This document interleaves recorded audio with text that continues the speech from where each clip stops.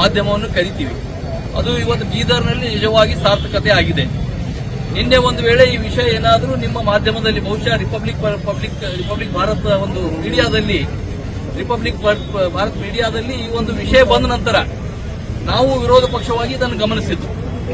ಅದನ್ನು ಗಮನಿಸಿದ ನಂತರ ಅದಕ್ಕೆ ನಿಮ್ಮ ಮಾಧ್ಯಮದವರಿಗೂ ಕೂಡ ಧನ್ಯವಾದವನ್ನು ತಿಳಿಸ್ತಾ, ರಿಪಬ್ಲಿಕ್ ಟಿವಿಗೂ ಕೂಡ ಧನ್ಯವಾದವನ್ನು ತಿಳಿಸ್ತಾ, ಇದು ನಮ್ಮ ಗಮನಕ್ಕೆ ಬಂದ ನಂತರ ಇತರ ವಿಷಯಗಳು ಇನ್ನೇನು ಗಮನಕ್ಕೆ ಬಂದು ಅಂದ್ರೆ, ಈ ಆಸ್ಪತ್ರೆಯಲ್ಲಿ ರಿಮ್ಸ್ ಆಸ್ಪತ್ರೆ ಸರಿಸುಮಾರು 1,000 ಕೋಟಿ ರೂಪಾಯಿ ವೆಚ್ಚದಲ್ಲಿ ನಿರ್ಮಾಣವಾದಂತಹ ಆಸ್ಪತ್ರೆ. ನಾವು ಹೋರಾಟ ಮಾಡ್ತಾ ಇದ್ದೀವಿ. ಈಗ ಹೊರಗಡೆ ಒಂದು 4 ಟೆಂಟ್ ಹೌಸ್ ನಿಂತು ಲೈಟ್ ಹಾಕಿದ್ದಾರೆ. ಆದ್ರೆ ಇವತ್ತು ಆ ಮೇನ್ ಗೇಟ್ ಮೇಲೆ ಇರುವಂತಹ 4 ಲೈಟ್ಗಳು ಚಾಲೂ ಇಲ್ಲ. ಬಿಲ್ಡಿಂಗ್ ನೋಡ್ತಾ ಇದ್ದೀವಿ, ಪೂರ್ತಿ ಕತ್ತಲೆಯಲ್ಲಿದೆ. ಅಷ್ಟು ರೂಮ್ಗಳಲ್ಲಿ ಲೈಟ್ಗಳಿಲ್ಲ. ಕ್ಯಾಮ್ರಾ ಎದುರುಗಡೆ ಕಾಣ್ತಾ ಇದೆ, ಎಲ್ಲಿಯೂ ಕೂಡ ಲೈಟ್ಗಳಿಲ್ಲ.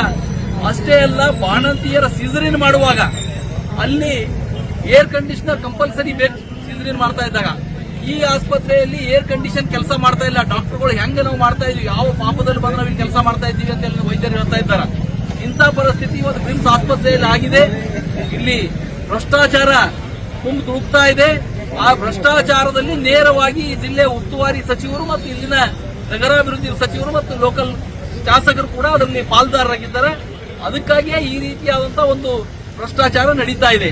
ಇವತ್ತು ರೋಗಿಗಳ ಜೀವನದ ಜೊತೆ ಚೆಲ್ಲಾಟ ಆಡ್ತಾ ಇದ್ದಾರೆ. ಕೇವಲ ನಮ್ಮ ಜಿಲ್ಲೆ ಇವರೇ ಅಲ್ಲ, ಇಡೀ ಕರ್ನಾಟಕ ಸರ್ಕಾರ ಇವರ ಚೆಲ್ಲಾಟದಿಂದಾಗಿ ಇವತ್ತು ಬಾಣಂತಿಯರ ಸಾವು, ಸರಣಿ ಬಾಣಂತಿಯರ ಸಾವು ನಾವು ಎಲ್ಲಾ ಜಿಲ್ಲೆಗಳಲ್ಲಿ ನೋಡಿದ್ದೀವಿ. ಬೀದರ್ ಸೇರಿದಂತೆ ಬೆಂಗಳೂರುವರೆಗೆ ಎಲ್ಲಾ ಜಿಲ್ಲೆಗಳಲ್ಲಿ ಸರಣಿ ಬಾಣಂತಿಯರ ಸಾವಾಗಿದೆ. ಇವತ್ತು ಕಡಿಮೆ ದರದಲ್ಲಿ ಸಿಗುವಂತಹ ಒಂದು ಔಷಧಿ ಕೇಂದ್ರಗಳು, ಜನೌಷಧಿ ಕೇಂದ್ರ, ನರೇಂದ್ರ ಮೋದಿಯವರು ಈ ಒಂದು ಬಡವರಿಗೆ ಕಡಿಮೆ ದರದಲ್ಲಿ 70ರಿಂದ 80% ಸಬ್ಸಿಡಿಯಲ್ಲಿ ಒಂದು ಔಷಧಿ ಸಿಗಬೇಕು ಅಂತ ಜನೌಷಧಿ ಕೇಂದ್ರಗಳನ್ನು ಪ್ರಾರಂಭ ಮಾಡಿದ್ರು. ಇವತ್ತು ಕೋರ್ಟ್ ಸರ್ಕಾರಕ್ಕೆ ಛೀಮಾರಿ ಹಾಕಿದೆ. ಈ ಮಂತ್ರಿಗಳು ಕೇವಲ ಅದರ ಮೇಲ್ಗಡೆ ಮೋದಿಯವರ ಒಂದು ಫೋಟೋ ಇದೆ ಅಂತ ಹೇಳಿ ಸರ್ಕಾರಿ ಆಸ್ಪತ್ರೆಯಲ್ಲಿರುವಂತಹ ಜನೌಷಧಿ ಕೇಂದ್ರಗಳನ್ನು ಬಂದ್ ಮಾಡಿಸಿದ್ದಾರೆ. ಅವರಿಗೆಲ್ಲ ನೋಟಿಸ್ ಕೊಟ್ಟಿದ್ದಾರೆ. ಅವ್ರ ಲೈಸೆನ್ಸ್ ರಿನ್ಯೂ ಮಾಡ್ತಾ ಇಲ್ಲ. ಮೊನ್ನೆ ಕೋರ್ಟ್ ಛೀಮಾರಿ ಹಾಕಿದ ನಂತರ ಇಲ್ಲಿನ ಆರೋಗ್ಯ ಸಚಿವರು ಹೇಳ್ತಾರೆ, ಕೋರ್ಟ್ ಕೇವಲ ತಡೆ ನೀಡಿದೆ, ಇನ್ನೂ ನಾವು ಅದನ್ನು ಮುಂದೆ ತಗೊಂಡು ಹೋಗ್ತೀವಿ ಅಂತೇಳಿ. ಇಷ್ಟು ಜನ ವಿರೋಧಿ ಇರುವಂತಹ ಇವತ್ತು ಸರ್ಕಾರ ಕರ್ನಾಟಕ ರಾಜ್ಯದಲ್ಲಿ ನಡೀತಾ ಇದೆ. ಇವತ್ತು ಅವರಿಗೆ ಜನರ ಬಗ್ಗೆ ಯಾವುದೇ ಕಾಳಜಿ ಇಲ್ಲ, ಜನಪರವಾದಂತ ಯಾವುದೇ ಕಾಳಜಿ ಇಲ್ಲ. ಎಲ್ಲಾ ಜನ ವಿರೋಧಿ ಕಾರ್ಯಗಳು ಮಾಡ್ತಾ ಇವತ್ತು ಭ್ರಷ್ಟಾಚಾರದಲ್ಲಿ ತುಂಬಿ ತುಳುಕ್ತಾ ಹೋಗ್ತಾ ಇರುವಂತಹ ಈ ಸರ್ಕಾರದಿಂದ ಜನ ಬೇಕಿದ್ದಾರೆ. ಇವತ್ತು ನಾವು ಇಲ್ಲಿ ಭಾರತೀಯ ಜನತಾ ಪಕ್ಷದ ಕಾರ್ಯಕರ್ತರು ಒಂದು ನಿರ್ಣಯ ಮಾಡ್ತೀವಿ. ಇವತ್ತು ಇಲ್ಲಿ 2 ದೊಡ್ಡ ಕ್ಯಾಂಡಲ್ ತಂದಿದ್ದೇವೆ, ಬಾಕಿವೆಲ್ಲ ಒಯ್ದು ಹಚ್ಚೋರಿದ್ದೇವೆ. ನಾಳೆಯಿಂದ ಎಲ್ಲಿಯವರೆಗೆ ಇಲ್ಲೆಲ್ಲ ಅವ್ರು ಕ್ಯಾಂಡಲ್ ಹಾಕೋದಿಲ್ವೋ, ನಾವು ಪ್ರತಿ ದಿವಸ ಒಂದಿಬ್ಬರು ಬಂದು ಇಲ್ಲಿ ಕ್ಯಾಂಡಲ್ಗಳು ಲೈಟ್ ಹಾಕೋವರೆಗೆ ನಾವು ಕ್ಯಾಂಡಲ್ಗಳು ಹಚ್ಚ, ಕೊನೆಗೆ 1 ತಿಂಗಳು ಹಾಕಲಿಲ್ಲ ಅಂದ್ರೆ ನಾವೇ ನಮ್ಮ ಪಕ್ಷದ ವತಿಯಿಂದ ಈ ಮೇನ್ ಗೇಟ್ಗಳಲ್ಲಿ ಲೈಟ್ ಹಾಕುವಂತ ಒಂದು ಕೆಲಸ ಮಾಡ್ತೀವಿ ಅನ್ನುವಂತ ಒಂದು ಘೋಷಣೆ ಮಾಡ್ತಾ ಇದೆಲ್ಲ ದೊಡ್ಡ ಲೈಟ್ ಕೊಟ್ಟು ಒಂದು ಬರೋಡಿಗೆ ಹೋಗೋರಿಗೆಲ್ಲ ಇದಾಗಬೇಕಲ್ಲ ಅವಕಾಶ ಇರುತ್ತೆ. ರಾತ್ರಿ ಟೈಮ್ ಆಂಬುಲೆನ್ಸ್ ಬರ್ತಾವ, ಬೇರೆದೆಲ್ಲ ಬರ್ತಿರ್ತವೆ. ಅದಕ್ಕೆ ಆ ಲೈಟ್ಗಳ ವ್ಯವಸ್ಥೆ ಕೂಡ ಸರ್ಕಾರದ ಕರ್ತವ್ಯ ಇದೆ. ಸಾವಿರಾರು ಕೋಟಿ ಲೂಟಿ ಮಾಡ್ತಾ ಇದ್ದೀರಿ. ಇವತ್ತು ಒಳಗಡೆ ಅಧಿಕಾರಿಗಳು ಯಾರೇನ್ ಮಾಡ್ತಾ ಇದ್ದಾರೆ ಗೊತ್ತಿಲ್ಲ.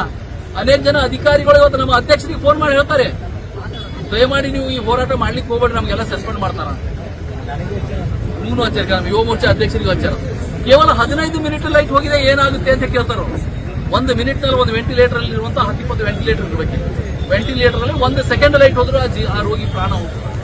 ಐಸಿಯುನಲ್ಲಿ 10 ಮಿನಿಟ್ ಹೋದ್ರೆ ಆ ರೋಗಿ ಪ್ರಾಣ ಹೋಗ್ತದೆ. ಇವತ್ತಿಲ್ಲಿ ಆಕ್ಸಿಜನ್ ಪ್ಲಾಂಟ್ ಇವೆ. ನಮ್ಮ ಡಾಕ್ಟರ್ ಶೈಲೇಂದ್ರ ಬೆಂದಾಳೆ ಅವರು KSSIDC ನಿಗಮದ ಚೇರ್ಮನ್ ಇದ್ದಾಗ 1 ಕೋಟಿ ರೂಪಾಯಿ ಕೊಟ್ಟಿರ್ಬೇಕು. 1 ಕೋಟಿ ಕೊಟ್ಟು ಆಕ್ಸಿಜನ್ ಪ್ಲಾಂಟ್ ಮಾಡಿದ್ದಾರೆ ಸರ್ಕಾರದ. ಆಕ್ಸಿಜನ್ ಪ್ಲಾಂಟ್ಗಳು ಯಾವುದು ಇವತ್ತು ಯಾವುದು ಚಾಲು ಪರಿಸ್ಥಿತಿ ಇಲ್ಲಲ್ಲ.